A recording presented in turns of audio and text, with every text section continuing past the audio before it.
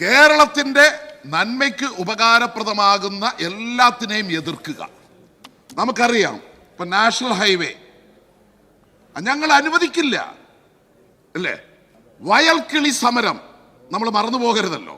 വയൽക്കിളി സമരം, GAIL pipe line നടപ്പിലാക്കാൻ പോയി, അതിനെതിരായിട്ട് സമരം. വിഴിഞ്ഞം പദ്ധതി നടപ്പിലാക്കാൻ പോയി, അതിനെതിരായിട്ടും സമരം.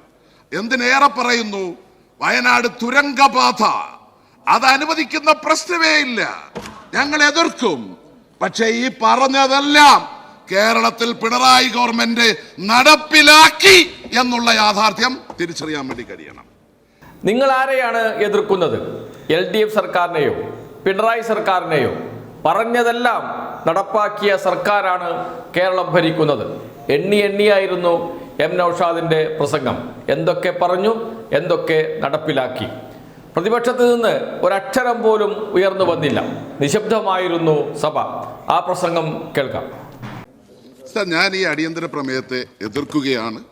അതിനോടൊപ്പം ഈ അടിയന്തര പ്രമേയ ചർച്ചയ്ക്ക് തയ്യാറായ മന്ത്രിയെ അഭിനന്ദിക്കുകയാണ്. കാരണം കഴിഞ്ഞ 3 ദിവസമായി പ്രതിപക്ഷം നടത്തിക്കൊണ്ടിരിക്കുന്നത്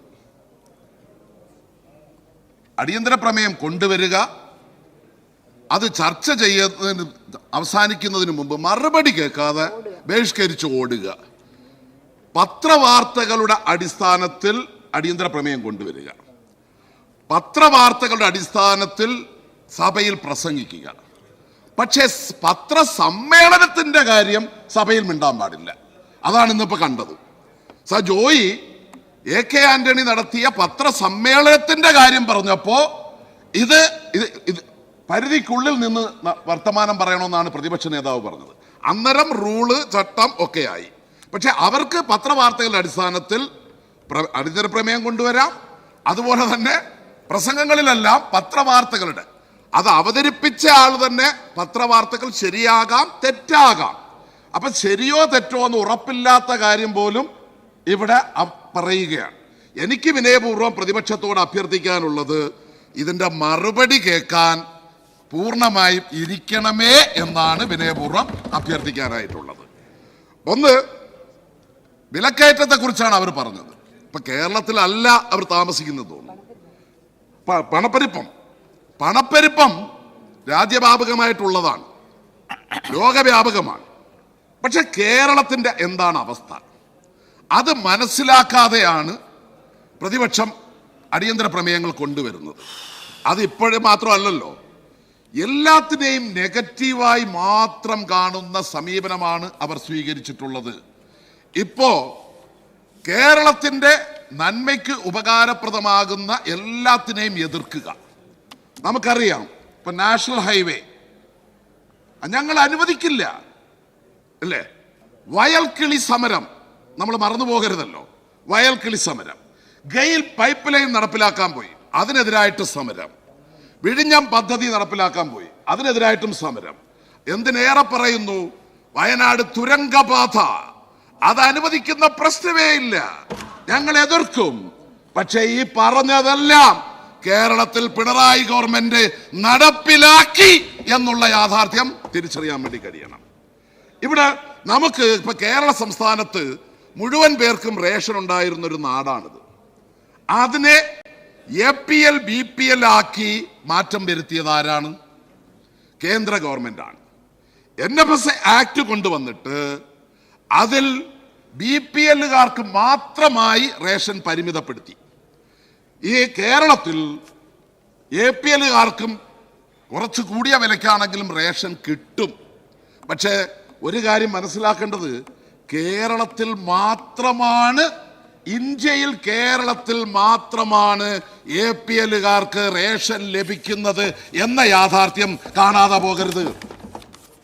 ഇവിടെ 8 രൂപ 23 പൈസയ്ക്ക് വാങ്ങിക്കുന്ന അരി 4 രൂപയ്ക്ക് APLലെ വെള്ളക്കാർഡ്, നീലക്കാർഡ്, ബ്രൗൺ കാർഡ് ഉടമകൾക്ക് നമ്മൾ വിതരണം ചെയ്യുന്നുണ്ട്. അതുപോലെ ഭക്ഷ്യവിഹിതം 16 ലക്ഷം ടൺ ആയിരുന്നല്ലോ, അത് 14 ആക്കി കുറച്ചു. ആ കുറച്ചതിനെതിരായി പ്രതിഷേധിക്കാനോ, അന്ന് രണ്ടാം UPA ഗവൺമെന്റ് ആണല്ലോ, അത് അനുവദിപ്പിച്ചെടുക്കാനോ കേരളത്തിലെ UDF കഴിഞ്ഞോ? കഴിഞ്ഞിട്ടില്ല. പിന്നെ ഇപ്പൊ ഈ ഓണം വിപണിയിലെ ഇടപെടലിനെ സംബന്ധിച്ച് പറയുമ്പോൾ ഓണം വിപണിയിലെ ഇടപെടൽ ഫലപ്രദമായി ഇടപെട്ടു എന്നുള്ളത് കൊണ്ടാണല്ലോ ഇന്ന് എല്ലാ സ്ഥലങ്ങളിലും കഴിഞ്ഞ കാലങ്ങളെ അപേക്ഷിച്ച് എല്ലാ സ്ഥലങ്ങളിലും ഓണാഘോഷം ഉണ്ടായിരുന്നു. സർക്കാർ ഓഫീസുകൾ, റെസിഡൻസ് അസോസിയേഷനുകൾ, ക്ലബ്ബുകൾ എല്ലാ സ്ഥലത്തും ഓണം ആഘോഷിച്ചു. കാരണം അല്ലലില്ലാതെ കാണം വിൽക്കേണ്ടി വന്നില്ല വിൻസെന്റ്. കേരളത്തിലെ ജനങ്ങൾക്ക് വളരെ സന്തോഷകരമായി അവരുടെ കൈകളിലേക്ക് പൈസ എത്തിച്ചു കൊടുത്തു. ഇവിടെ 386 കോടി രൂപയുടെ വിറ്റുവരവിനെ കുറിച്ച് ഇവിടെ എല്ലാവരും ചർച്ച ചെയ്തോളൂ. അത് മാത്രമാണോ ഞാൻ പറഞ്ഞത്? ഇവിടെ സപ്ലൈകോ വഴി മാത്രമാണ് ഇതെല്ലാം വിപണി ഇടപെടൽ നടത്തിയത് ആണോ? അല്ല.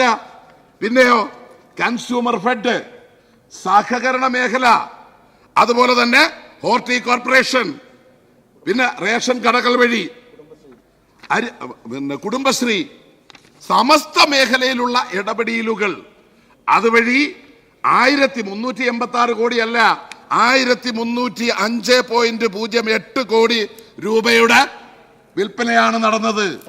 അപ്പൊ അതിനെ ഒന്ന് നേരത്തെ 321 രൂപയുടെ ഒരു കണക്ക് നേരത്തെ 386 ആകുമ്പോ എത്ര രൂപ എന്നുള്ളതിനെ സംബന്ധിച്ച് വിൻസെന്റ് ഒരു കണക്ക് പറഞ്ഞല്ലോ. ഇതും കൂടെ ചേർത്താണ് കണക്ക് കൂട്ടേണ്ടത്. ഇവിടെ വെളിച്ചെണ്ണയ്ക്ക് വില കൂടുതലാണ്, സമ്മതിച്ചു. പക്ഷേ ഇവിടെ ഏറ്റവും പ്രധാനപ്പെട്ട ഒരു കാര്യം, സന്തോഷകരമായൊരു കാര്യം, സപ്ലൈകോ വഴി 529 രൂപ വിലയുള്ള 1 ലിറ്റർ കേര വെളിച്ചെണ്ണ 450 രൂപയ്ക്കും തുടർന്ന് 445, 429 നിരക്കുകളിലും ലഭ്യമാക്കിയിരുന്നു. ഇതൊരു സന്തോഷകരമായ വാർത്ത. ഇത് അടുത്ത തിങ്കളാഴ്ച മുതൽ 419 രൂപ നിരക്കിൽ വിതരണം ചെയ്യാൻ സപ്ലൈകോ തീരുമാനിച്ചിട്ടുണ്ട്.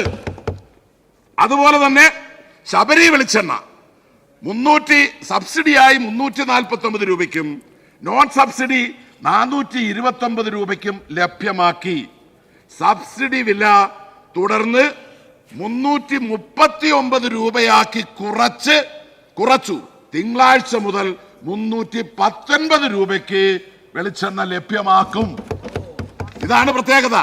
ഇങ്ങനെയാണ് വിപണിയിൽ സർക്കാർ ഇടപെടുന്നത്. വളരെ ഫലപ്രദമായി ബഡ്ജറ്റ് വിഹിതത്തിന് പുറമേ ഉള്ളതുൾപ്പെടെ നൽകിക്കൊണ്ട് ഈ ഗവൺമെന്റ് വില നിലവാരം പിടിച്ചു നിർത്തി മുന്നോട്ട് പോയിക്കൊണ്ടിരിക്കുകയാണ്. പിന്നെ വില നിയന്ത്രിക്കുന്നത് ആരാ? വില നിശ്ചയിക്കാനുള്ള അവകാശം ആർക്കാണ്? ഞാൻ പറഞ്ഞ എസൻഷ്യൽ കമ്മോഡിറ്റി ആക്ട് 1955 അത് ഇല്ലാതാക്കിയതാരാ? വില നിശ്ചയിക്കാനുള്ള അധികാരം നഷ്ടപ്പെടുത്തിയത് കേന്ദ്ര ഗവൺമെന്റാണ്. നിങ്ങളുടെ നവ ഉദാരവൽക്കരണ നയത്തിന്റെ ഭാഗമായി വിപണി തുറന്നു കൊടുത്തതിന്റെ ദുരിതം നമ്മൾ അനുഭവിക്കുകയാണ്. നമ്മളൊരു ഉപഭോഗ സംസ്ഥാനമാണ് എന്നുള്ളത് കൊണ്ട്. ഇപ്പൊ വില നിയന്ത്രിക്കാൻ നമ്മളിപ്പോ കുപ്പിവെള്ളത്തിന്റെ കാര്യത്തിൽ നമ്മൾ സർക്കാർ വില നിശ്ചയിച്ചല്ലോ. പക്ഷെ ഹൈക്കോടതി നിങ്ങൾക്ക് വില നിശ്ചയിക്കാനുള്ള അവകാശമില്ല എന്ന് പറഞ്ഞു. നിങ്ങളുടെ ഉദ്ദേശം കൊള്ളാം, പക്ഷെ നിയമപരമായ അതിനുള്ള അവകാശമില്ല. അത് കേന്ദ്രത്തിന് മാത്രമേ കഴിയുകയുള്ളൂ. ഇതാണ് ആ സന്ദർഭത്തിലാണ് വില നിശ്ചയിക്കാനുള്ള അവകാശമില്ലാത്തൊരു ഗവൺമെന്റ് വിപണിയിൽ ഇടപെട്ട് വില നിലവാരം പിടിച്ചു നിർത്തി. അതിന്റെ ഭാഗമായി കോർപ്പറേറ്റുകൾക്ക് ഈ കേരളത്തിലെ ജനങ്ങളെ കൊള്ളയടിക്കാനുള്ള അവസരം ഇല്ലാതാക്കി അവർക്ക് സംരക്ഷണ കവചമൊരുക്കി ഓണം കെങ്കേമമാക്കി വില നിലവാരം പിടിച്ചു നിർത്തിയ ഈ ഗവൺമെന്റിനെ പിന്തുണച്ചുകൊണ്ട് ഈ അടിയന്തര പ്രമേയത്തെ ശക്തമായി എതിർക്കുന്നു.